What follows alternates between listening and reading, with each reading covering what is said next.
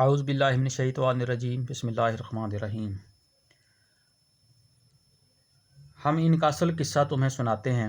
وہ چند نوجوان تھے جو اپنے رب پر ایمان لے آئے تھے اور ہم نے ان کو ہدایت میں ترقی بخشی تھی۔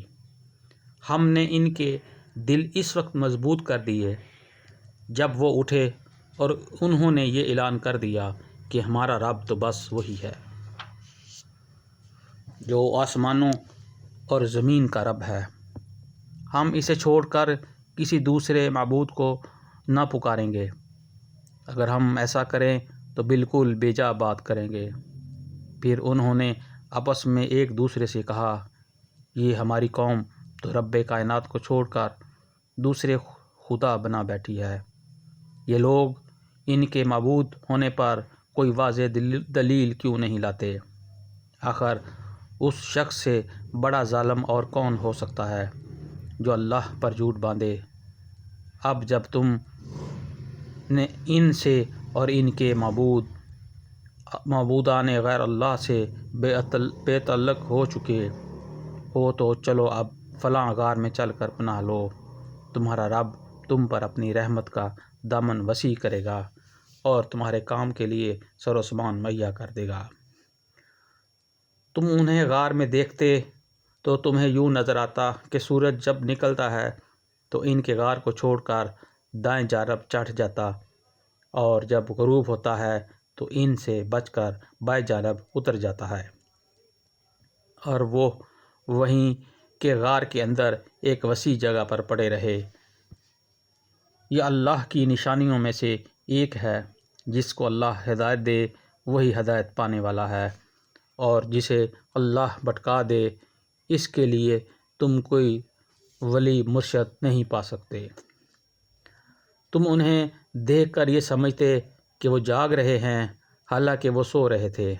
ہم انہیں دائیں بائیں کروٹ دلواتے رہتے تھے اور ان کا کتا غار کے دھانے پر ہاتھ پھیلائے بیٹھا تھا۔ اگر تم کہیں جھانک کر انہیں دیکھتے تو الٹے پاؤں بھاگ کھڑے ہوتے اور تم پر ان کے نظارے سے دہشت بیٹھ جاتی۔ اور اسی عجیب کرشمے سے ہم نے انہیں اٹھا بٹھایا تاکہ ذرا آپس میں پوچھ گچھ کریں۔ ان میں سے ایک نے پوچھا، کہو کتنی دیر اس حال میں رہے؟ دوسروں نے کہا، شاید دن بھر یا اس سے بھی کچھ کم رہے ہوں گے۔ پھر وہ بولے، اللہ ہی بہتر جانتا ہے کہ ہمارا کتنا وقت اس حالت میں گزرا۔ چلو اب اپنے میں سے کسی کو چاندی کا یہ سکہ دے کر شہر بھیجیں اور وہ دیکھے کہ سب سے اچھا کھانا کہاں ملتا ہے، وہاں سے وہ کچھ کھانے لیے لے آئے، اور چاہے کہ ذرا ہوشیاری سے کام کرے، ایسا نہ ہو کہ وہ کسی کو ہمارے یہاں ہونے سے خبردار کر بیٹھے۔ اگر کہیں ان لوگوں کا ہاتھ ہم پر پڑ گیا تو بس سنگسار ہی کر ڈالیں گے، یا پھر زبردستی ہمیں اپنی ملت میں واپس لے جائیں گے، اور ایسا ہوا تو ہم کبھی فلاح نہ پا سکیں گے۔ اس طرح ہم نے اہل شہر کو ان کے حال پر مطلع کیا تاکہ لوگ جان لیں کہ اللہ کا وعدہ سچا ہے، اور یہ کہ قیامت کی گھڑی بے شک آ کر رہے گی۔ مگر ذرا خیال کرو کہ جب سوچنے کی اصل بات یہ تھی، اس وقت وہ آپس میں اس بات پر جھگڑ رہے تھے کہ ان اصحاب کہف کے ساتھ کیا کیا جائے۔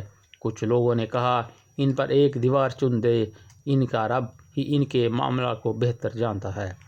مگر جو لوگ ان کے معاملات پر غالب تھے انہوں نے کہا، ہم تو ان پر ایک عبادت گاہ بنائیں گے۔ کچھ لوگ کہیں گے کہ وہ 3 تھے، چوتھا ان کا کتا تھا، اور کچھ دوسرے کہہ دیں گے کہ 5 تھے اور چھٹا ان کا کتا تھا۔ یہ سب بے تکی ہانکتے ہیں۔ کچھ اور لوگ کہتے ہیں کہ 7 تھے اور 8واں ان کا کتا تھا۔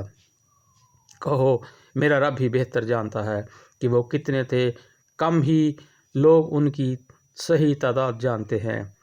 پس سرسری بات سے بڑھ کر ان کی تعداد کے معاملے میں لوگوں سے بحث نہ کرو، اور نہ ان کے متعلق کسی سے کچھ پوچھو۔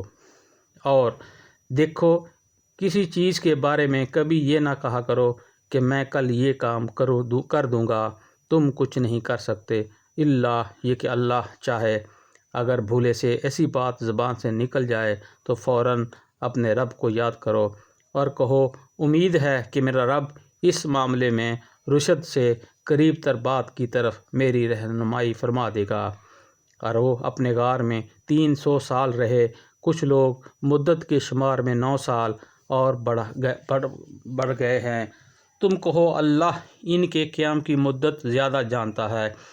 آسمانوں اور زمین کے سب پوشیدہ احوال اسی کو معلوم ہیں کہ خوب ہے وہ دیکھنے والا اور سننے